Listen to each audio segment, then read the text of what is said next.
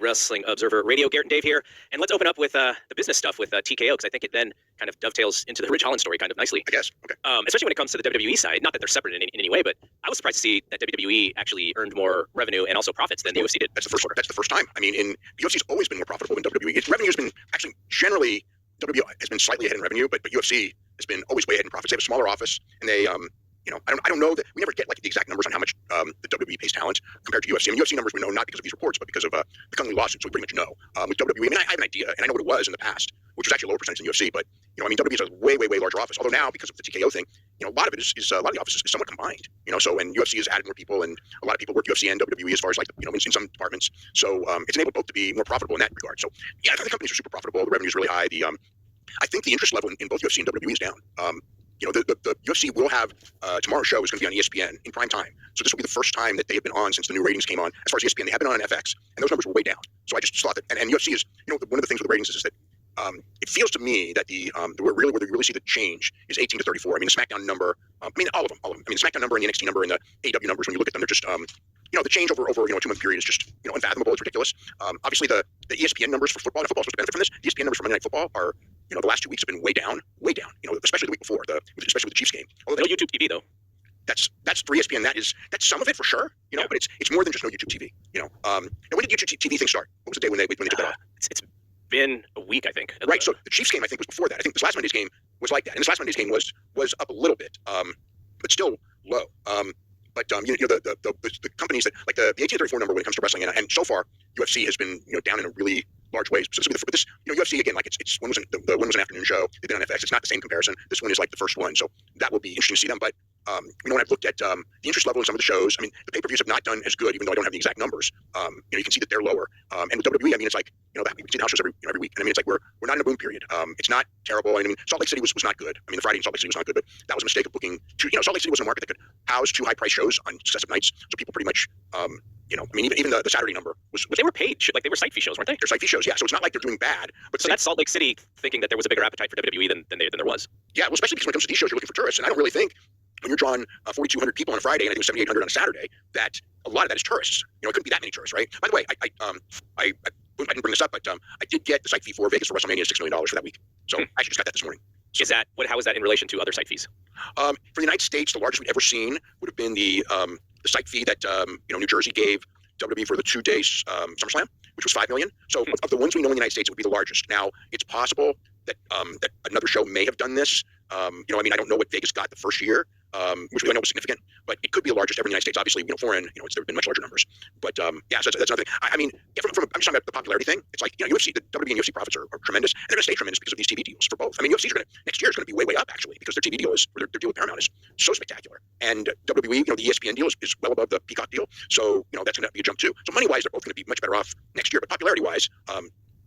Like Tonight Show in Greenville, was it 650 the last I looked, and that's a building that's a major building, that they put 15 in before, I believe. And, so it's like, this week's issue, we have all the advances. And the one thing that really hit me is, there was always in the last month or two where we started talking about, the advances are a little down. There's always been a few down, and then a few that are good. It's kind of mixed, where before they were almost all good. Now, most of them, there's a few that are okay. Orlando's kind of good. But aside from the 3 Cena shows, which is Boston Monday, Madison Square Garden a week from Monday, and San Diego, of course, which is huge, and the Garden Show, there's nothing. Rumble will do well. Of course, those shows will always do well, or for a long time will do well. But as far as these other Raw and SmackDown tapings and the holiday tour, those are the holiday tour. When I saw those numbers, that really hit me because that's like that's always been this big traditional thing, and it's not doing well. It will do okay. It will not bomb. It's not going to be AEW numbers or anything like that. But it's lower than it would have been for any holiday tour that I can remember since periods when the company was genuinely down. So that stuff that we're looking at and waiting. Again, there's the asterisk. A lot of fans don't buy right away, figuring the price will go down in the last week. So those comparisons of shows that are a couple weeks away or even a couple months away, probably not completely fair. But that's not a sudden thing. That's been the case for a while, and it is. But also people get smarter in time. So, but it is. The numbers, like there's a TV taping in the Barclays Center that's under 3,000 sold. And a year ago, if there was a TV taping at the Barclays Center, it's going to be 10,000 tickets a day goes on sale. So it's like it's a different world. And so it is there. People going like is the boom over, and it's like the peak is over without a doubt. Unless they and I think that a lot of the peak in the sense of this year, I think it might have stopped a little earlier if it wasn't for Cena. And Cena's really gone, and I think he probably is. Next year I don't expect it's going to be instant sellouts unless you're talking about, SummerSlam and Mania. They'll do well for years and years. But the rank and file stuff, I think it's going to be a little bit down. And AEW is still the same. I mean, there's no sign of turnaround with AEW either when it comes to those numbers. So it's just that. And then, the TV numbers this week, and it's not a fair week. Friday, Halloween was going to make it too terrible anyway, which it did. And you had the 6th game of the World Series. You had the 7th game of the World Series that did, ridiculous numbers. The biggest baseball number in the United States in 7 years and biggest worldwide number in 34 years for the World Series because of the giant numbers in Japan and Canada. And that one against Collision, which also had Saturday's Main Event going against it, and I'm sure Saturday's Main Event took it too. And then the Monday Raw, which went against football in the World Series, was the second lowest they've ever done. Collision was tied the lowest that they've ever done in 1849s. SmackDown was the lowest that they've ever done in the USA across the board in pretty much everywhere in every category. Dynamite did a low number against the World Series. NXT on Tuesday was not against the World Series and still did a low number, although you could say maybe that's election day. And it probably was, honestly. That's probably fair to say. So there's still that reason, but these numbers are still, in the last week, are very low. This YouTube and ESPN thing, in the negotiation, there was a term used that actually made me think about 1996 WCW. Mm-hmm. YouTube, one of the things that they want out of this deal with ESPN is they want a favored nations clause. Wow. So whenever ESPN strikes a better deal with another one of these cable companies, YouTube wants to get that deal as well. Now, it doesn't sound like this is like the thing that is keeping this thing from being done, but it is one of the things. Like YouTube is clearly seeing themselves as like the most important cable company that ESPN is working with. The whole thing is, well, from a perspective of households, they're third, I think, as far as overall subscribers. What is Comcast first? Yes. But I think they project themselves to grow, whereas those other companies are not growing. Comcast will fall every year. Yeah, that's true. So that's kind of what it's about. They just want to be treated as like the most important one. And I do wonder if they're selling a few of these subscriptions, the $30 subscriptions, because of it. Though that is not why they are kind of at this crossroads. It is not so that ESPN can sell more subscriptions to that over-the-top network. But the whole thing is just interesting. You rarely see a standstill like this. Usually it's like, we're going dark, and then in the next day they make a deal. Yeah, no, especially during football season. It's like, and really, the leverage. I think that ESPN had more leverage because of the time of the year. They had it at the period where more people are going to want to watch ESPN than any period during the year is football season. With all the college games and the Monday Night Football game. And again, so it's again, when I first heard about that they were going to go dark, I figured it was going to be, well, this will last until Monday morning, and boy, it didn't. So that's we've got a lot of standstills going on right now. People are putting their foot down, and everyone's tired of being bullied, and they all think they're being bullied, and now everyone's trying to stand up to it because they all think they're the victims. So throughout everywhere right now. So that's a situation that's that's big. That's a huge media story. So the Ridge Holland situation, I actually have one question for you, because I know he posted a video and he's been pretty vocal. There was a GoFundMe created. Mm-hmm. Why do you think WWE, by the way, knowing them, they have to be upset from a perception standpoint, because they were very mad at him for that tweet. They fired him essentially for that tweet last week. And then the GoFundMe, has to be even worse, because it's like, here's this guy who's a TV star who, is just a very short period and still being paid, right? Who's doing GoFundMe. And I know people I've seen in social media, people mocking the idea that this guy needs a GoFundMe when he's still getting paid a pretty significant salary. I don't know the exact numbers. From the little things that I can ascertain, because I guess if you want to do the math, the idea is that a year ago when he signed the second deal where he was cut, the dollar figure he was cut was 200, and the idea is that he was cut 55%. So you could, I didn't do the exact math, but it's if he's at 400 and he's cut 200, he's 200. That's 50%. So it's probably just under 400 and just under 200, I guess, would be the numbers. I don't have the exact figures in front of me. But when you say that, it's kind of like, a guy who was making 200 and for years before that 400 is doing a GoFundMe. That's questionable. Plus the idea that he, in theory, this is the state WWE side of the story, which I did get. And it's basically that for the last year, he knew a year ago that he's probably not going to last past this contract. They signed a 1-year deal. Usually they sign people 3 to 5s. They only signed him because he took a major pay cut to stay to go to NXT. They were ready to cut him a year ago. So the mentality would be is like, he knows this is coming. He didn't, and it's still a good year, making good money, and now all of a sudden, you have this. Okay. It's so that's that. I know Chelsea Green did a tweet, I believe it was, linking the GoFundMe, which he then deleted, because as I could imagine, nobody's told me WWE told her to do that, but I cannot imagine that WWE didn't, or somebody from there didn't, because it's like the last thing they want is their own talent calling. Well, she put her own wrestling name on the GoFundMe for the donation. That's really. I was surprised. Well, yeah. But she didn't do it anonymously. She didn't do it anonymously. Yeah, I know. Neither did Omos. Although a lot of people, but no, his name was not identifiable to most people. Yeah, whereas what were the other ones? Kyle Fletcher and Nick Jackson. Yeah, I think there's five ones that were big. So it's interesting because the perception to WWE is not going to be good, largely because they cut him while he was injured and their profit margin is gigantic. I know their mentality is that, like, look, he made money here for years and his run was going to be over. But the difference is that a lot of guys, and I don't know that he's one of them, but a lot of guys, if you're cut by WWE, You could go out there and Killer Cross and Scarlet are talking about they're making more money now than they did in WWE. And some of that is the fact that when you're right off WWE, all kinds of people want to throw money at you to make appearances and stuff. And that's, there's that thing of coming off WWE TV, the first run, the first time in all these cities, you can make, and first time selling your merch, whatever, your autographs, your photos, your shirts at these cities, you're going to make more money than you will when you come back the second time and the third time. And you're going to draw less fans the second time and the third time. So consistently over the long haul, when I was thinking about what Cross and Scarlet said today, which was very interesting, is that, I've talked to people, many people, three that popped into my head immediately that were let go by WWE or left WWE on their own and went to the independents. And they all said at certain points, that, oh yeah, I'm actually doing the same or better. I didn't think that was possible, but I'm working harder also to do that. It is harder work. You got to hustle more. You've got to do your own travel. You got to do your own. But the ones who don't have the ego and don't have a mental block of performing in front of 800 people, and think it's beneath them, they can go out there and they can do very, very well. There's money to be made and everything like that if you hustle for it and you're good and you're good with promoters and all that. At the same time, of those people that fall in that category, every one of them ended up back in WWE, and now they're making a lot more than they were doing in indies. And the ones who are not back in WWE, I can tell you, wish they were in WWE or AEW. It's not like it's got to be WWE or bust. Those people, they want to be in WWE or AEW because as much money as you can make on the indies, it's not as much as you can. And there are people on the indies that are, there's some that are doing very, very well. It's real good money. But even then, those people want to be in WWE and AEW too. So, the only ones I think are the Zack Sabre, who I think loves to live in Japan, loves to be in New Japan, where he can do what he wants to do. He could go to. I don't know how easy he would transition to WWE. I know he turned them down many times. And when it comes to AEW, obviously, he'd go there in a heartbeat and doesn't. So, he's an exception to the rule in the sense that I think he wants to do what he wants to do and he can make money and be happy. He doesn't need in his mind, that. And when he was in, I remember talking to Zach when he was in PWG.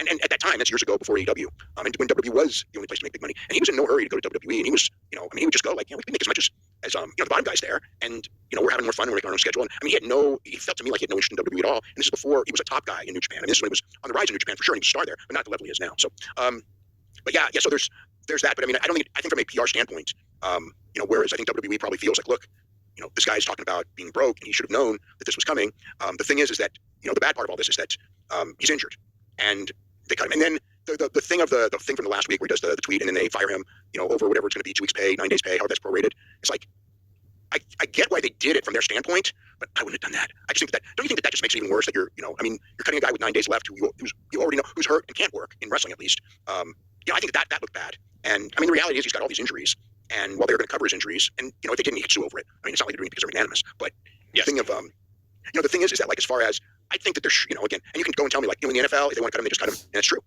I think that my thing is, especially for a company of that size with that kind of revenue and everything like that, I think that they probably should have said, okay, we are going to cut you. Be ready for it. But until you are ready, until you get clearance to return to wrestle, we'll pay you. It's not like it's a big salary. It's not like he's making $5 million a year. It's not like he's making $1 million a year. If he's making 180, if that's the number, and I don't know what the number is, but it's probably not far off. For a company like that, it's just not really that. It's not worth this bad PR. To do that for. Now, granted, there's a good chance of neck surgery, and that's another year. Which is really too bad. He's had he's had a bad luck of injuries and everything like that. But I don't know. I think it's an issue that's become an issue, partially because largely because he brought it up, which I think made them mad because he brought it up. But the real issue is that it should be a non-issue because they should have never put him in the position to bring it up in the first place. It should have been, just don't cut it. Don't cut a guy, when he's recovering from surgery for an injury that he did working for you. That was going to be my question to you is, why do you think that they do it this way, being that they're in a talent business? And I guess if they think that all of the talent is kind of just replaceable, maybe that's how they see the talent. Because it's kind of how the NFL sees the talent in a sense. Yeah. It's like you have your stars and then you have everybody else who is just sort of replaceable and very similar. And the lower the contract, the better for keeping them. And so in this scenario, it's like the reason to get rid of him or to kind of go out of your way to do it this way, it doesn't exist because there's not a high dollar amount that is on his contract. So that is the kind of thing. Like, who are they doing this for? And like, is there an ulterior reason they're doing it this way? They're doing it for the bottom line because it's cold, and they're, look, they're a cold business, and they just are, they're a cold business, and that's why they're doing it. And wrestling historically has been a cold business, it's what can, what I mean? It's not like this is stuff that other promoters in the past would not have done. They're a public company, which is a big difference. Part of it, maybe, well, from a perception deal, when in the old days with wrestling, if they did this, the public would have basically not cared and would have gone with the idea of, well, these guys are paid when they can work, he can't work, and he wasn't that good anyway, type of a thing. So that's the business, right? Today, there's more, it's looked at more differently. Although obviously there are people who are going to take the company side in because you have those company fans themselves that will just always take the company side. But I think that from a perception standpoint, there's going to be people who are negative towards him. But I think most of what I hear has not been positive for the company. And it's a minor thing. It really is. This is one of those ones where they got the bad pub based on not thinking about the pub. And if they and then with the firing and everything last week, it's more like he insulted us and violated his contract. It's just so reactive. Yes, it is. It is. It is. The one thing about him as a wrestler that I think he had a specific privilege in that he got more chances than just about anybody to fail. He got a lot of chances to get your body. Yeah. Yeah. Right. And a lot of talent would real not have gotten. A lot of talent would have not gotten the chances that he got to, just fail. I guess is kind of the thing. Like he was just constantly they would put him out there and then it wouldn't work, and then they'd recondition him and he'd put him out there again. So in that sense, if you're looking at this as like, yeah, they gave him every possible chance and it just didn't work out, that is fine. But then doing it the way that they did, they cannot tell that story. They cannot tell the narrative of, well, we gave him a lot of opportunities, because now the way that they did it, that is now the story. Yeah, yeah, yeah. And I mean, the other thing too is like, if it was somebody who didn't have, whatever, the good-looking guy with a good body, real athlete, if he was none of those three but was a better wrestler, the fact is that 1 year ago when the main roster contract was up, they wouldn't have offered him. It would have been like basically, okay, you're gone. It wouldn't have been, okay, we're going to give you one last try in NXT, but we're not going to pay you main roster. Well, I guess it's not main roster money because it's less than the main roster top money. If that's the real number, again, I don't know the real numbers. I'm using like two different things to try to calculate them, and they neither might be completely accurate. But I mean, the point of it all is that he's making more money than an NXT person. But in theory, my gut is he's making less money than a WWE person. So he's kind of like in the middle range. But like I think that plenty of people that they've decided they're not going to use on the main roster. When the time comes, they just cut them. You know what I mean? There's very few that they actually re-sign to a lower amount and then put in NXT. There's a few, but it's not that many. Most they don't give them the chance to. And of those ones that they do, for the most part, they're also gone pretty quick. There usually isn't not a long shelf life because they're usually older, and NXT should be about some veterans there that are good workers to help people. Sure, Spears or somebody like that, that's fine. But for the most part, if you're not, it's like NXT should be for people in their 20s generally. Not older people that like Cedric Alexander. When he got sent down, it was kind of like, okay, he'll be there, but they're not going to do anything with him. And Cedric Alexander's super talented. But and also.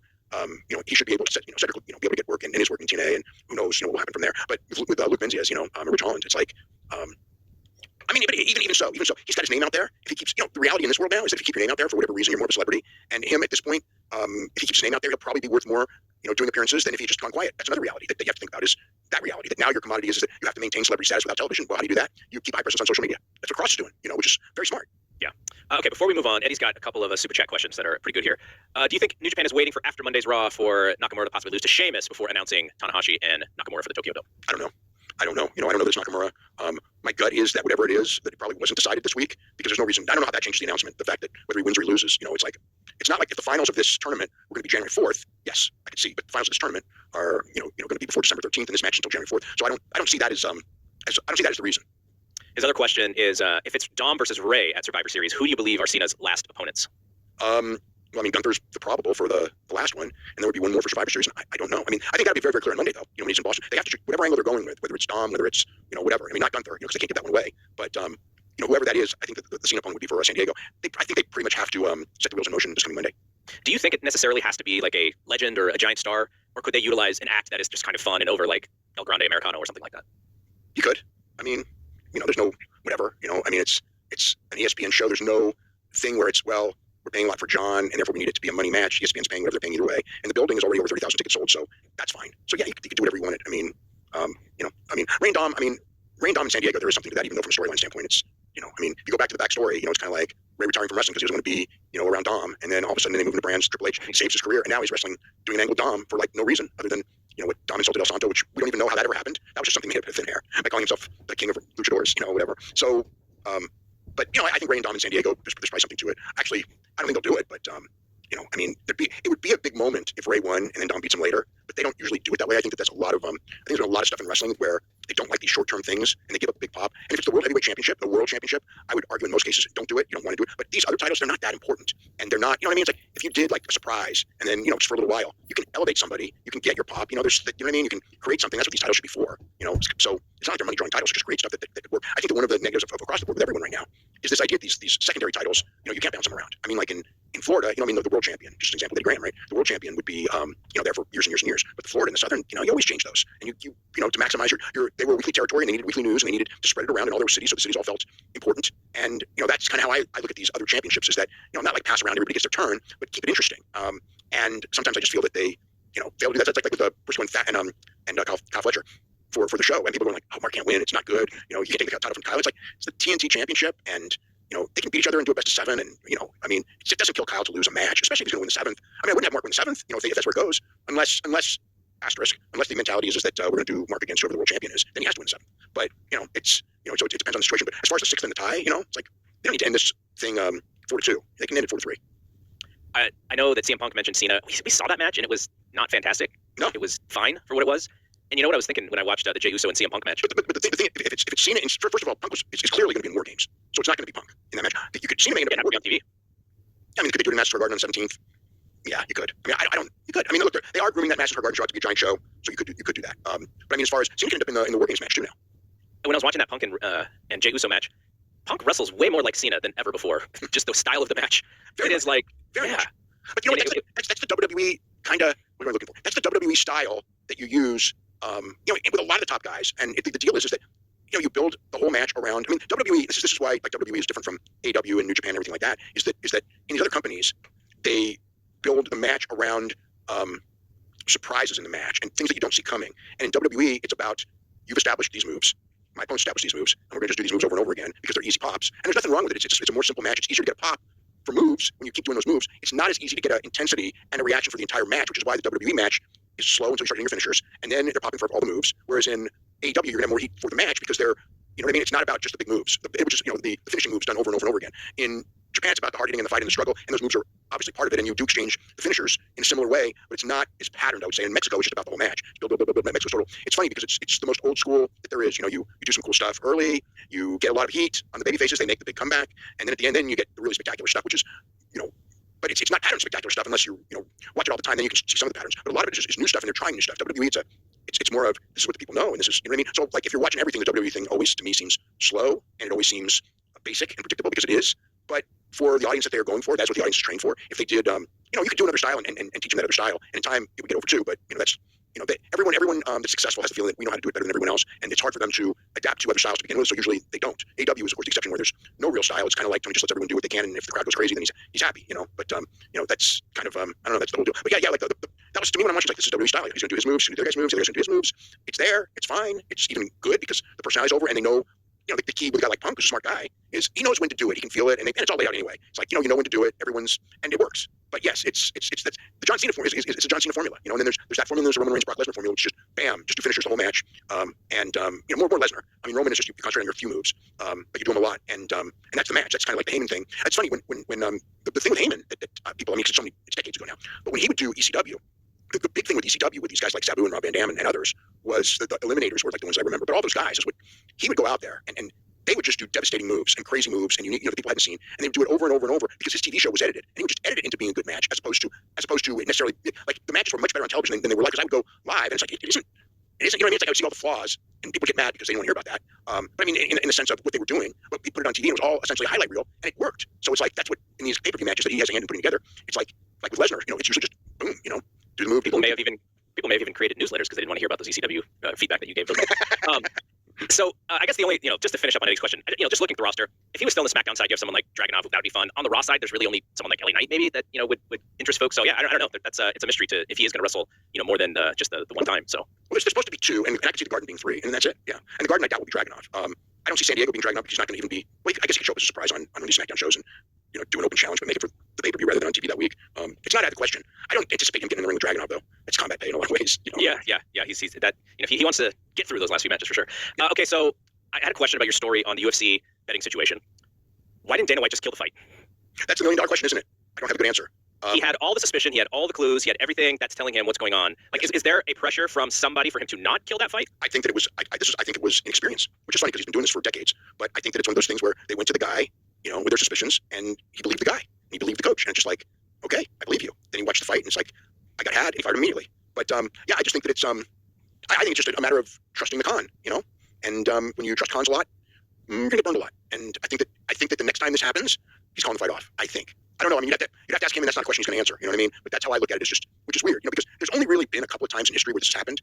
But in the other one too, you know, the one a couple of years ago, they did the same thing. That fight happened, you know, after all that stuff, they went in the ring, and the guy did his knee injury thing, you know, and it was over immediately, and they weren't happy about that either. But yeah, I think that this one was an experience, and that's it. And maybe legally, maybe there's a thing where legally you're kind of like, well, how do we legally, just because a whole bunch of people bet on him, you know, cut the fight, you know what I mean, at the last minute, you know, so it could be lawyers, you know, advising, you know, can you legally do this, just out of suspicion. And again, so that's above my head. I don't know what the legalities would be when it comes to something like that. And the commission didn't, you know, the commission could act too, and they didn't, you know, until after the fight when they withheld, you know, Dulgarian's purse. So I mean, everybody did, you know, as soon as it was over, everybody immediately reacted. They didn't bury it or anything. And Dana did, you know, for everything. He did afterwards. I think he came pretty clean on that aspect. I think that on the other aspect, I think it's pretty clear that the other people who talked were very pressured into saying, oh, it was a joke, I didn't really mean it. Because that, you know, two people right away coming out, and then all of a sudden the next day, it's a joke. One of them actually I kind of thought could have been a joke, you know, the Lando Venata. But when you get that pattern, you know what I mean? It's kind of like, you just kind of see, and it kind of feels, and just Dana's reaction, like, you guys who talked about it, you know what I mean? It's like, I don't think they want people talking about the fact that this happens. I think they would like it to be this isolated incident. Not that it's more common. And the problem is that, I mean, it's more common than we know. How common is it? I don't think anyone knows. I think that the people who gambled knowing the outcome, I think that they were very inexperienced because they didn't hide it. They bet so much in a certain casino. I mean, it's like spread it out and maybe even put some fake money, like 20% in the other way, since you're going to make the profit, and it won't be so obvious. They didn't do that. They made it very obvious. Then that's why it got flagged before the hand, because it was so pronounced and so much big money on this nothing fourth from the top fight that it raised suspicions. But when you fix a fight, you want to make the most money possible, so you're going to bet a lot of money on it. But I think there was that thing went wrong too. The way that, I mean, it's never easy to fake a finish. You know what I mean? Like, I watched that, and I mean, if you watch it, you didn't watch the fight itself, did you? I didn't watch it, no. Okay, so the fight, when they're doing the finish, Daniel Cormier is just going like, why is he doing this? Why is he doing this? And even when it's over, it's like, why is he doing this? And I don't know if what Daniel knew, if he knew that it was fake, but he didn't want to go out and say it because he knew about the odds, or he was just didn't hear about it and watched it and just didn't look right. I mean, like, I'm watching it, I'm going like, it's not like he went in easy. It's like he tried to make it look real, but it didn't look real because it's like there was a struggle there. It wasn't just giving a choke. The choke was a little on the easy side, but he didn't defend the choke for shit. But he didn't tap right away either. It's like he fought in a stupid way to not be choked out immediately, which I thought was interesting to do in that situation, because he was clearly looking for the idea of fooling people. Like, hey, if it was fake, I would just let him get the choke completely, rather than fight, not the hands, but I'll punch him in the head, which is a stupid thing to do when he's choking you, rather than try to pull his hands off you. But he fought the hands a little bit. So like, you're watching, it's wrong with everything. And Cormier clearly knew it was wrong, and Michael Chiesa, who talked about it later, he knew it was wrong, but it wasn't as overt as fixed fights that I've seen in boxing before, or in other places too, in early MMA. It wasn't. I mean, it wasn't the worst performance ever, but I mean, right during the commentary, you can just see DC's there's something wrong here. You wanted to talk about Ben Askren. Ben Askren did wrestling practice today. How amazing is that? I was so happy to see that. Oh my God. I mean, he's thin and everything. He was super happy too. I heard from him. I congratulated him first for it. It's not like he went. I'm not like I'm best friends with him or anything, but I know him and everything. But yeah, he said it felt great. He's still very, very light. I mean, I don't think he's ever going to compete. Certainly when he had the surgeries, it was like, he's never competing in anything sports-wise again the rest of his life. Maybe, that would be wonderful if he could. But I mean, he's just happy that he can do it. He can still teach. You know what I mean? It's like his brain is perfect. Which is lucky for him, because you're in a coma for that period of time and everything. That's a dangerous thing. And I mean, he was very, very near death. But I was really happy to see that he was out on the match this morning and he's doing all that. So yeah, what an amazing comeback. What a freaking inspirational story. I mean, and it's like one of those things. I mean, I hope they're filming some of this stuff, right? If you film something today, yeah. I think that'd be incredible documentary if they're doing one, which they should. Honestly, that's a documentary I'd love to see. Mm-hmm. So next week you are going on vacation. Yes. We will try and pre-record something so that we have something in the normal Friday time slot. Mm-hmm. But because we won't be able to talk next Friday in real time, I was just interested in what you thought about the upcoming WWE pay-per-view and the Full Gear show so far. How you think that they're shaping up? It's too early on the WWE show. I mean, we don't really know anything other than probably Ray and Dominic. I think that's what it is from TV, and we know there's 2 War Games. So it's hard for me to say. We don't know the teams. I mean, we know Logan Paul's in the Seth Rollins spot on the heel side. We don't know if Jacob is going to be back on the babyface side or not. It's going to, obviously if Jacob's not back, they can go with Punk, Roman, the Usos. That's 4 right there, and LA Knight makes 5. You could do those, or you could put someone else in there. You could put Cena in there and take out LA Knight. On the heel side. That would be a bit of a superstar War Games team there if they did add Cena to it. Yeah, and that may be a cool thing to do. And then the other side, you got Logan Paul and the 2 Bronze. That's a real weird one. Bronson Reed gives him a tsunami. He comes back and he's fine, and then he joins with Bronson Reed at the end of the show. It's like, yeah, it's a swerve, but man, you're really counting on people not short memories or something. You know what I mean? Well, when I saw the angle at the start of the show, my first thought was, I hope he comes back and turns on Punk, because he'll be an awful babyface. Like, there will be nobody cheering for him. I know people. And then they did it. I was less worried about him selling the injury than I was of them making Punk look like an idiot. But he got the sucker punch in so quick that I thought it was okay from the Punk perspective. I thought the execution was actually quite good, but it was like, I just saw this guy get tsunami'd, and he's coming out. He's not even you know what I mean, like that. He's not even doing that stuff. And I'm just thinking, like, he just got tsunami'd. You had Seth Rollins out for a month. Now, granted, there was multiple. You had Roman Reigns out, for them, and now this guy's back 2 hours later, and he's just walking around, all jacked. So it's kind of like, meh. But you know what it was? He and Bronson Reed were in on it, so it was just a work tsunami. Oh, maybe they'll say that next week. At least got his knees down on that one. At least that's an answer. Yeah. But the Full Gear show now. There's a lot of stuff on these last 3 pay-per-views that seem very similar. Like, I know it's not all the same matches, but there's a lot of similar. I mean, this show is very similar to the last one as far as between the Young Bucks and the Adam Page. Although the dynamic is different with Adam Page and Joe, because before it was 2 baby faces, and now it's a baby face and a heel. Fletcher and but Joe's not going to win though, so that he shouldn't win. I know he does, but I don't think he is. He might. I don't. I mean, he could, but I don't expect it. But I mean, can I tell you what this reminds me of though? Now in this scenario, it wasn't originally babyface, but you remember when Austin won the title the very first time, and they had Mick Foley turn heel, and he was the first contender for Austin, and Austin goes. And they beat him, and then they come back with it, but with the caveat that Vince is in on the shenanigans, and he's trying to Austin's up against not only Mick but Vince and all the other people, and that's how they stack the odds against Austin to have that match a second time. That's a little bit what this feels like, in that this is a how do you stack the odds to make it seem like there's a necessity for the second match? I haven't really felt it yet, though. I think Joe's amazing. He has so much conviction. Well, Joe did. As soon as Joe injured him after the match, it's like, you have to bring it back. I wasn't sure it was pay-per-view. They could be biding time until MJF comes back too. Because that's a match that's been that's a match that was left hanging. You know what I mean? He did lose, but he still has the briefcase, right? So and he can't come back and surprise and do the cash, which actually I like because it's a WWE thing. I think that like when he comes, so he'll come back and probably shoot an angle at some point, and then that'll be a pay-per-view main event that they do there. Well, I don't know how you do the heel cash in unless it's a heelish way to do the cash in. Like he's just gonna challenge him and say, "I'm putting up my briefcase." That's how you have to do it. Yeah, but I mean, you have to lay him out first, and then No, I know, but then he goes in injured, but he's got to go in because you're calling the cash in. He probably could postpone it, but he won't because of babyface. Do that thing. That one's not too hard. So you had told me before the show about Megan Bain's crazy schedule upcoming. Yeah, she was the big surprise today on the Stardom show. Hanako had a mystery partner they were bringing in. I really thought about who it was, and then she shows up. And so this is crazy because she's in two tournaments at the same time, one in the United States and one in Japan, both tag team tournaments. I've never heard of this ever. When Japan has tag team tournaments, the people are just there in Japan for the duration of the tournament, even when they're giant stars, like when the Sheik and Abdullah or the Funk brothers or Brody and Hansen or whatever, these giant stars would Harley Race and Nick Bockwinkel, when they would be there for the tag team tournament. It's not like they flew back home for some big show in Chicago and then flew back. They were there for the duration. I've never heard of somebody going back and forth. She is. So they worked out the schedule. She's there for a couple days now, and then she is going back. She will be available for the Wednesday show, and I think the Friday show as well. I mean, Saturday. I'm not sure. I don't have the dates in front of me. I think she's not going to be available a week to be the Erie show. I don't think she's going to be available for that, but she's going to be available for midweek. She's flying back, then she's going to fly back again for the weekend of Full Gear, so she can do a couple shows there. Then she flies back because Full Gear is on Saturday, and I believe she's back Monday, so she can pull that off. And then she's Monday till the end of the tournament, which is I think the 30th. So it's a lot of multiple trips back and forth in a very short period of time. I don't know of anyone who's done as many so quickly. But good experience for her, and I think good for building a name. I mean, I saw clips of her with Bozilla, which was her key opponent. I think she was an 8-man today, 8-person, and those clips were everywhere, and the crowd was really into it. And I think that Megan Bain and Bozilla can make Bozilla a star in this country if that's the direction that they want to go. If she, although Bozilla, I wouldn't be shocked to go to WWE at all. She'll probably make it just because women that large that are that good, and all that they don't come in. There's not a ton of them. Yeah. You're in the issue. You had a story which you talked about right on Wednesday about Victor Conti, and did you remember from Tower and Power? Well, I was a little young, but I knew that part of the story. When, I know you knew the story. Yeah. Because I knew of him. I mean, I knew of him before Balco. Just a local musician. You know what I mean? Tower Power.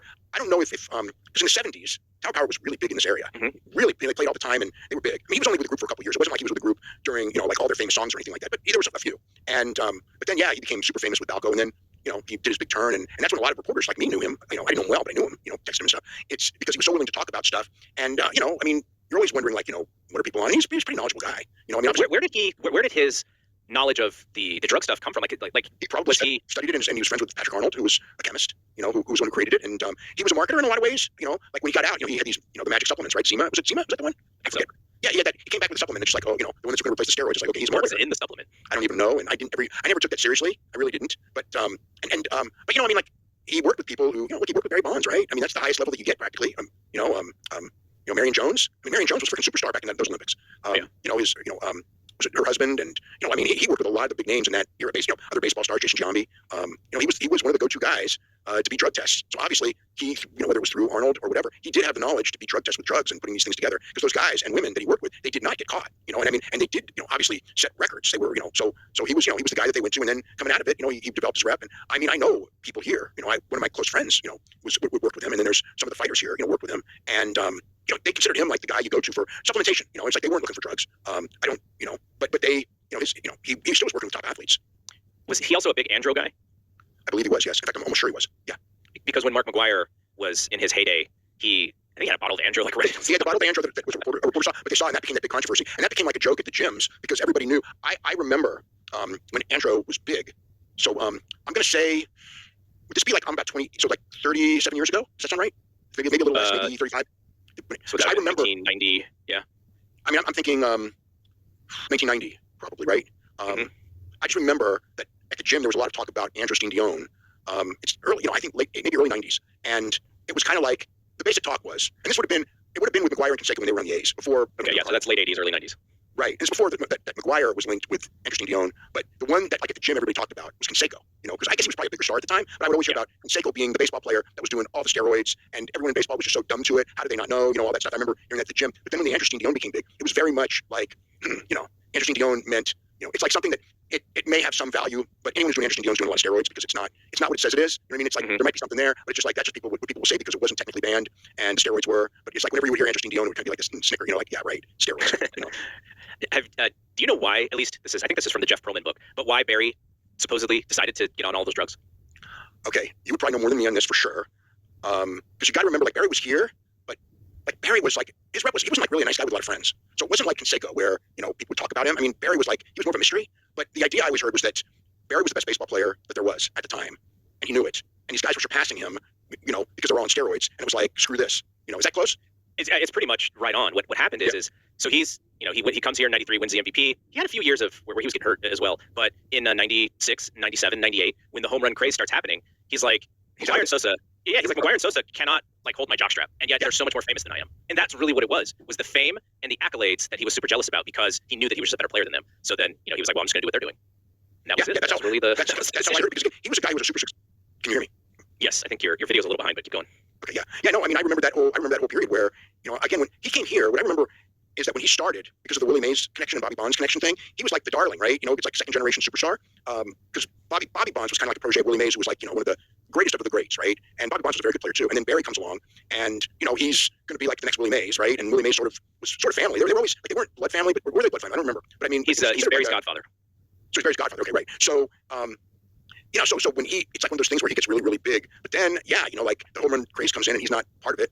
And then he just went all whacked out. And then the thing with Barry was he became, like, statistic-wise, like he became like Babe Ruth. You know what I mean? Really, not even an exaggeration. He became like Babe Ruth. And, but the problem was that everybody knew, and he would deny, and he wasn't a good guy, so people didn't like him. And then it was like, people going to great means to catch him, and, all that. And Victor, was obviously, the guy who's allowing him to beat these things, and he would get a bigger hat size every season because it's growing. And, he just got huge. I mean, I remember, this would have been during the McGwire Sosa era, right?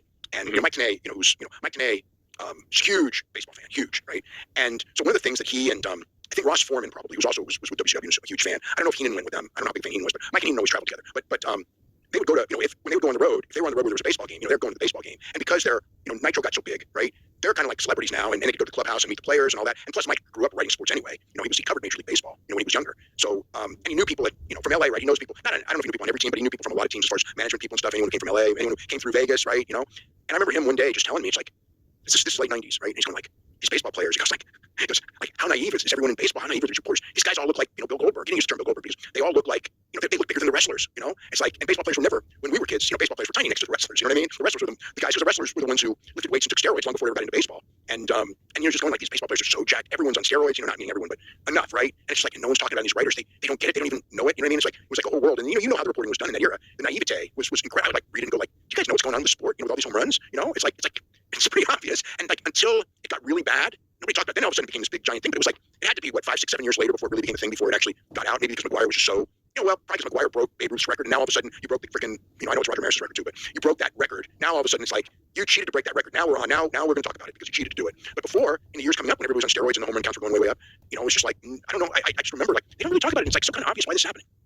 Yeah, I would love to talk today about that. And yeah, we'll move on to wrestling for a second. But the one thing I will say is, so the reason why I think baseball looked beyond and didn't really care too much is because they were at an all-time low coming out of losing the World Series with the strike. Yes. And so 95 and 96 is, a little rough for the popularity of the sport. The fans are not coming back. And it is really this home run. It's Cal Ripken, that story, but it's really the home run chase of McGwire and Sosa that brings the fans back. So Bud Selig, who's the commissioner at the time, I think he said until his dying day that he had no idea what was going on, which I don't really believe, but he could look past it because it was kind of his job to keep, to get the business of baseball back into good shape with the owners and everything. So that is the thing that I hate the most about it, which is, and this happens a lot, which is Bud Selig was overseeing everything. And yet it's Bonds and Clemens and these other guys who are the ones taking, the punishment, because who is in the Hall of Fame? Bud Selig, who is not in the Hall of Fame. Barry Bonds and Roger Clemens and Alex Rodriguez and all these other guys. So, all right. Right. Yeah. Okay. Last couple things here. So this Jake Paul and Nate Diaz fight, I think losing the Tank Davis fight is actually going to be a blessing in disguise, because I think that fight may have been the end. Yeah, it may have been the one where I think the whole golden goose would have been cooked at that point. So I'm actually, from the Netflix side too, like I think that was probably not that it's a good thing for it to not happen because of why it didn't happen, but just like the fact that it's not happening, I think is a positive for those fights. And then have you seen the Mayweather and Pacquiao discussions? I've seen the Mayweather Pacquiao discussions. I just saw today some stuff from Tyson, who thinks he's fighting Mayweather in March or April. So he thinks it's still on. Tyson wants to fight Jake again, I guess probably because he liked the payday. It's just. I mean, I don't know. It's like I grew up during a period where commissions would never allow any of this shit, and I thought it made boxing better, even though boxers were always exploited back then too, badly. But it was at least kept as a sport to a degree. And now, when the biggest fights, and they always could have done this. Like you could always do freaking celebrity boxing, and it would probably draw more than real boxing. And we'll never see numbers like Jake Paul and Mike Tyson for real boxing. Because Canelo and Crawford was the biggest one, and it did well, but it did pale numbers compared to Tyson and Jake Paul. That's just the reality of fighting. Is that, and the promoters know it, but the commissions are there to. I remember this promoter, T.J. Thompson, who was an MMA promoter in Hawaii. He was successful for several years, and he knew. I don't know if he was a wrestling fan, but we talked, a little bit. I would say just a little. We had some conversations during this period, and it was always like you go as far as you can to draw, but you can't go too far, even though it'll draw because then you turn it into a cartoon, right? I mean, and so we have to have some credibility in this MMA thing, and I think he may have been, was he the one who booked BJ against Lyoto Machida? I'm trying to remember who did that one. I don't think it was him. I think that was in Japan, which was a weird fight. But Japan never regulated anything, so in Japan anything goes. United States, it was always like, well, at least we keep BJ Penn from fighting Lyoto Machida. But this one, Lyoto Machida was heavyweight, not when he was middleweight. So he's like 230, and BJ got up to maybe like 180 to fight him, and did okay with him too. But the thing is it's like, the promoter is going to go as far as he can because he knows what draws money.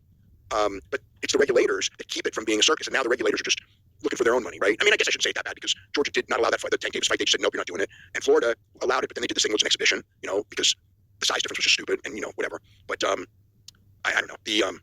It's just a direction. It's just a direction I don't like. This boxing serious business to me, And for pro wrestling, I'm doing pro wrestling, whatever. But in pro wrestling has changed so much too. Like that, like the celebrity stuff in pro wrestling.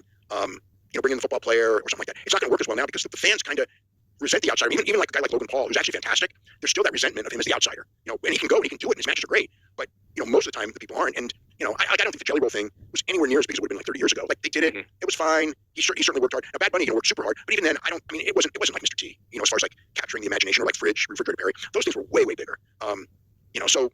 Because the fan base, they kind of know it's an art form and a skill, and it's not really a fight, and it's not about who's the badass. They want to see good wrestling to a degree. I don't think Jelly Roll, like it did give him some publicity, sure. I don't think that made a big difference to the people. Even if you get a pop here and there. I don't know. I mean, it's not like in the past when Kevin Green came in and it wasn't giant, but it was still kind of big. Or obviously Mr. T was the biggest of them all. I misspoke. I said that Bud Selig had passed away. He is not. He's alive. He's 91 years old, so good for Bud, and I apologize for that one. I apologize too. So there's a boxing movie that is out about Christy Martin. That is a name from the past, and she was really the first female boxer I think that I'd ever heard of. She was the first person to be a star. And Sydney Sweeney, of all people, is playing Christy. I think the performance, like the PR or the reception around the performance has been good. I'm not so sure about the movie, but she's looks completely different in real life than Christy Martin, what Christy Martin looked when she was fighting. Yeah, it's interesting too because I remember when Christy Martin boxed, and this was when she'd be on the undercards of the big pay-per-views, maybe in the semi-main, right? And I remember I would watch with all of my friends who were certainly not ready for women's boxing whatsoever, and the reactions to those matches would be like now everybody would be fine with it, right? But the reactions were just so different, like seeing a woman bleed and everything. I mean, women's boxing at that point was before its time. People weren't ready. Even with MMA in the early years, look, Dana White bought the UFC or the Fertitas, right? There from 2001, and they spent how many years? Women will never fight here. Women will never fight. Now every card's got women. And Ronda is the reason, that everything changed. And I don't know that she'll ever get the full credit for how much she changed everything. And I mean, when it comes to boxing, wrestling, I think women's just every one of those sports, women's jiu-jitsu even, in the sense of she made it acceptable, and it's not, and it's okay to see a woman lead. I mean, it's not gross and horrible and ruining, the world. Because when Christy Martin's there, she was a celebrity type of a thing, kind of like this. She's on the card and she's kind of a real boxer, and she got a lot of pub. But at the same time, people weren't really ready for women boxers. And now they are. I mean, like Katie Taylor, some of these women's boxing matches have gotten a lot of attention, and as boxers, and I mean that stigma's gone, so that's a good thing. But she was there when that stigma was there. I mean, look, there was questions like, should this even be allowed? There was like Christy Martin was she'd get coverage because she was Christy Martin, but it was always like, should this even be allowed? It's from the old timers, and even young people, because I wasn't old then. They weren't accepting the women's boxing as much as you think. In time, like now they do because it's women's sports and everything like that. It's not evil. Women doing combat sports. Christy Martin beat Mia St. John in 2002, lost to Layla Ali in 2003. Who became the big star at that point? Lost to Holly Holm in 2005. Yeah. And that was, she had some fights after that, yeah. And Holly Holm is going to be challenging for the WBA lightweight championship in boxing on, I believe, January 2nd or 3rd in San Juan, Puerto Rico on a Jake Paul show. All right, let's take a look at a couple of the year-end awards here before we get out of here. Just thoughts on the Lou Thesz Ric Flair Award. I think it's supposed to go. Pretty solid on it, actually. When I watch him every week, the business is great. The reaction is great. He's been in major matches. His performances have been very good. I mean, he's not the best wrestler in the world by any means, but his match has been pretty damn great almost all year. The MJF match was probably his biggest match. Was a classic for what it was. So yeah, I mean, there's. I expect Adam Page to do well. Cody should do fine. But I don't see Mystico to me Mystico's very clear as a winner. And tag team of the year, the Sky Team to me, every bit as much too. I expect the Young Bucks to win, but I think the Sky Team really, they've been more. They're on top. They draw big. I mean, their actual draw is the idea of the Sky Team on top. They just sold out Arena Mexico last week for, and granted that's a Halloween show. It's going to probably do well anyway, but it sold out. But I mean, the Sky Team out there as a trio is like the special go-to big thing. And usually historically it's a single. Sometimes tag team. It's very rare. It's a trio where it becomes when it's the big act, and these guys are the big act. So those two I'm pretty strong on. And I think CMLL for promotion of the year too, since we're on that subject, for all those reasons, because they're a dominant year and having great shows. Some of the other ones, I don't know, most outstanding. I mean, it would have been Ospreay. He got hurt. I think that my feeling the sentiment is going to be Takeshita Bandito, Mascara Dorada. I don't know. Those guys kind of feel like the top guys to me right now. As far as I don't think people will go with Dorada, but man, that guy's been on fire lately. I think Takeshi's going to, Kyle Fletcher's up there. Adam Page is up there. I don't come up with anyone from WWE at that level. Maybe Sky, maybe. I could see Saya Kamatani for the Flair Thesz doing real well. With how much she's been in big matches. The Saya Kamatani and Tam Nakano, those two matches they had, they were real classics. I could see that one like feud of the year. I could see MJF and Mystico is a feud of the year. As far as like doing everything and delivering and all that, I don't know with the WWE. And I don't see. It's funny. It's like I don't see like a lot of big awards from WWE. Obviously, Io Sky for Women Wrestler of the Year, but I don't even think she's a lot because I could see, like I said, Sai Kamitani for that one. I could see Toni Storm for that one. I know some people may vote for Mercedes because she won all those belts and had a lot of good matches too. Women's Wrestler of the Year is probably as competitive as I can recall. I mean, that one's a harder one to read. I don't know, match of the year. My match of the year is Bandito and Takeshita from the Ring of Honor pay-per-view. I just thought that reached a level that nothing else did. But there's probably I haven't seen as much as you, but I still can't get over Omega and Gabe Kidd. That was the favorite thing that I watched all year long. Omega and Gabe Kidd was better for what it was. The thing with Omega and Gabe Kidd is that was MJF and Mystico had some of that, but Omega and Gabe Kidd was a real dramatic story, which I don't think that there's a match this year that has reached that level for a dramatic story. Where it's, and also in making a guy. It's like somebody wrote me the other day, like who's the best guys who could make themselves and then make the other guy also in the same match. And to me it was Ric Flair and then Terry Funk, but Kenny Omega in that match with Gabe Kidd, who also should be on that list. Kenny Omega really made Gabe Kidd while Gabe Kidd lost. And I mean, Gabe Kidd's like a bona fide star, and then followed up with those great matches all year long with Suji and other people. But it was that Omega match. Like as far as a match to elevate somebody, to take somebody to the next level and be super exciting, and also not that match was completely unpredictable. Bandito and Takeshita was more like incredible athletic moves. Can I tell you what else was in that Kenny Omega match, which you don't often see in a lot of wrestling matches? A little bit of fear, right? We were all kind of wondering how Kenny was going to do physically. That's how I used to get that with Terry Funk. Where it's like, okay, you really screwed up this time. And with Kenny, I mean, I did have that because it was his first match in a long, long time, and he was trying a lot of stuff, and every time he landed wrong, you go, oh God, he's been off for so long and all that, and so yeah, that match was super gripping. I mean, I remember because we watched that match together. That match was really gripping. And when it was over, I will say this: when it was over, I thought it's winning match of the year for sure. But then we really had a hell of a year for great matches. I mean, it could win, but like July or January 6th, it was like match of the year's done. We don't have to worry about this category because and since then, I would say that there's several matches that were as good all around. Pure drama, no, pure drama. That was the best. Old school babyface heel, like 70s. That's MJF and Mystico. That was the best of those. But just all like just incredible 33 minutes with the crowd going absolutely insane. I mean, the Bandito and Takeshita match, especially because they're not. Like Bandito really was a top guy in the United States, even though he's Ring of Honor champion. And Takeshita is like, yeah, everyone knows he's great and he's had great matches and everything like that. But it's not like I don't know, it's not like he was super over, but they in that building, they made that out to be like an all-time classic. And I know when that one was over, I just remember going on Twitter and people just going match of the year. But the second Kamitani and Nakano was probably close to Omega and Gabe Kidd. That was really, really good. And then there was the one Adam Page and Kyle Fletcher. That was an awesome championship match, but that three-way, I still think that three-way with Okada, Takeshita, and Mascara Dorado was the best three-way I've ever seen. So that's got to be in the conversation. I don't expect it to win because it's a three-way, and even AJ and Joe and Christopher Daniels didn't. I don't think that one match of the year. That was the previous three-way that everybody would talk about as being the best, and probably still do, because the thing with the modern matches, like the matches this year, is that we get them so much that they don't resonate. I remember like years ago, and I mean people in wrestling have told me this year. Just like we get a 4-star match on television, we talk about it for 6 months. We get matches better than that 3 times on a television show regularly, and we don't talk about it ever. And some people go, well, that proves they're not as good. And it's like, no, we get too much good. And so therefore, unless you're going to sit and watch back and forth, the old ones are going to have more impact because they were so far above the standard. And now you can't be so far above the standard. I mean, maybe Omega and Okada, they're to me still, they're still above the standard so much, and even above anything I saw this year. But but now it's like we see so much good stuff. I mean, look at every AEW pay-per-view, and many of these New Japan shows. I mean, there's some matches that are just incredible. Man, so that's a tough category. Promoter of the year, which is an interesting one. Also, what about interviews? Man, is there a standout? I mean, Drew won last year. Drew was good, but he wasn't like he wasn't the easy like, oh, for sure 100% Drew. Like he was like, oh yeah, Drew was really good, and I think he won because a lot of the standouts didn't do a lot of stuff. Punk is good. Adam Page is really good. I think Adam Page can win. Just a guy. I think we also got too much Heyman this year. I don't know. And Callis too. Maybe, I don't know. But I wouldn't like Heyman's role was not. I mean, he didn't. There were a couple times he did the big promo, but most of the time he was there to augment the big promo, and the big promo with Seth, who I thought was very good as well. I don't know. I think maybe Adam Page on best on interviews though. It's kind of, let me think. Is there who else? I don't see Cody's very, very good, but I don't see him better than Hangman this year. Joe is really good. Joe is really good. I will say that he's had a strong last couple months for sure. Yeah. All right. Well, we can do some more of these the next time. We still got a few. Any thoughts on Wrestler of the Year? The problem with Wrestler of the Year for me is that I'm not watching CMLL.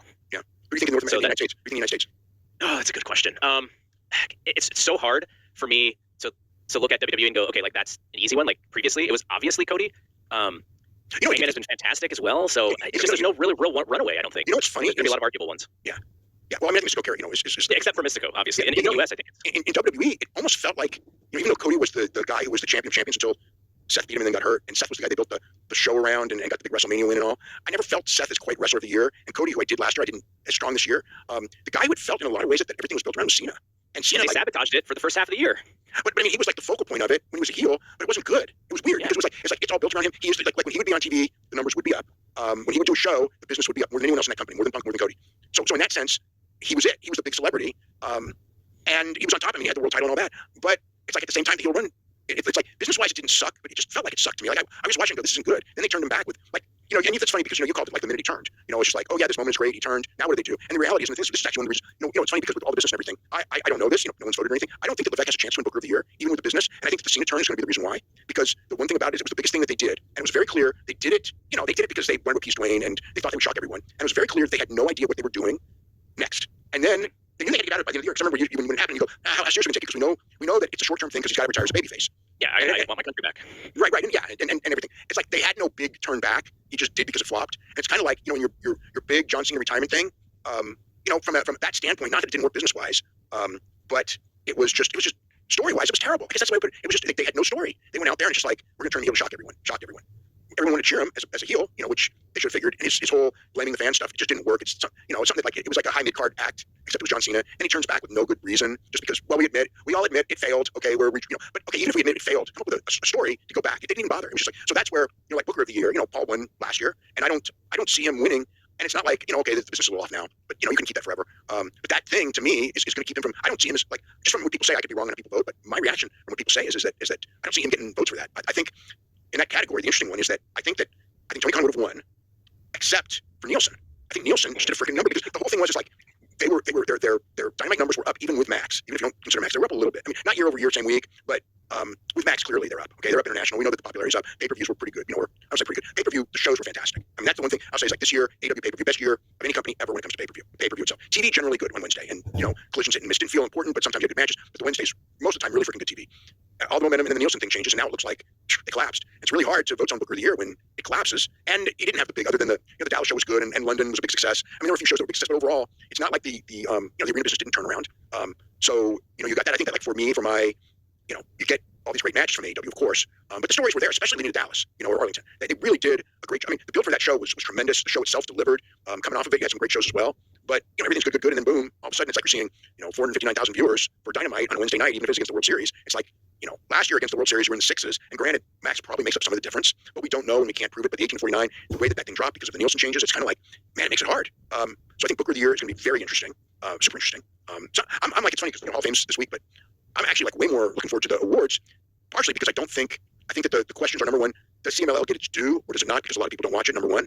And the other one is that so many of these categories, it's like even like most outstanding is like the last, like, it's like it was like Will Ospreay's category, right? But it's like he's probably not going to win this year because of the injury. Mm-hmm. For the first 8 months, I would say was him. But so a lot of these categories are really they're wide open. Best on interviews, it's like I just got to perhaps. Yeah, I don't know. Yeah. It's like there's no one where I go in there and I just go, even women wrestler, I don't know the Dios guy's walk by any means because he's got Sai Kamitani and Tony Storm is a personality.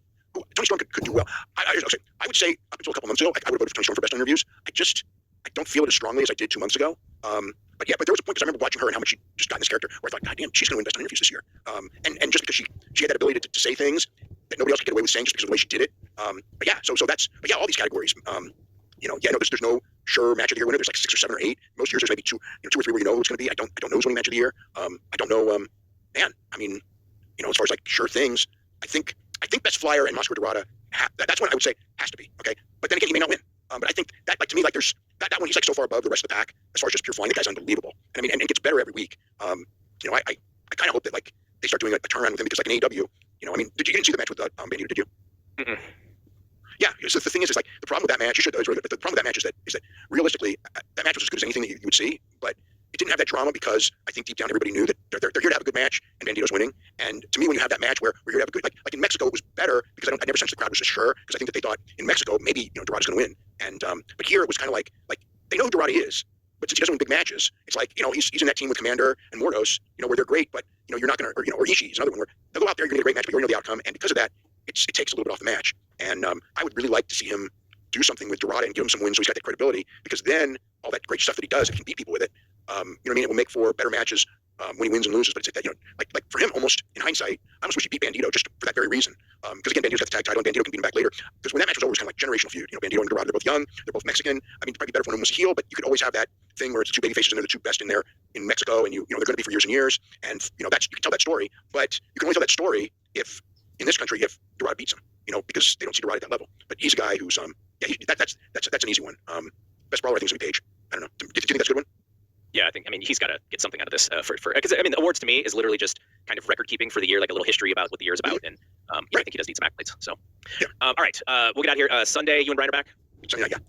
Okay, all right. That is it from here. For Dave, I am Garrett. To everybody, thanks for watching in.